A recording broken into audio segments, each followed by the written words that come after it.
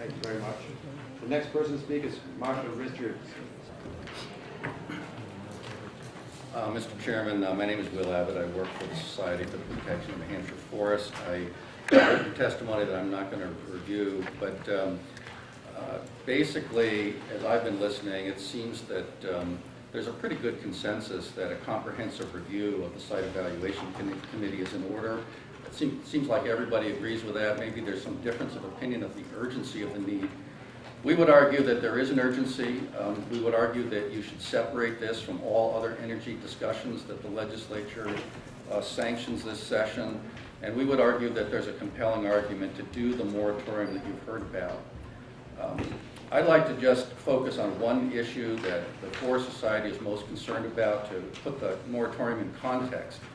From our perspective, one of the purposes of having a site evaluation committee is to balance the environment with energy development. We need electricity. We don't dispute that.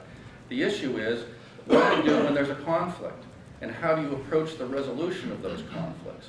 And I think there's been an enormous public outpouring of concern about all sorts of different projects, largely driven by changes in the energy marketplace.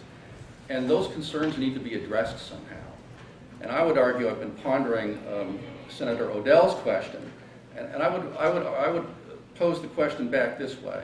If the five of you conclude that there's a public interest served by putting a 12-month moratorium in place in order to motivate all of the stakeholders to do justice to the need that everybody seems to agree exists to have a comprehensive review, what's the downside? So I'd leave you with that, and I'd be glad to answer any questions. Thank you very much for your testimony. Any questions?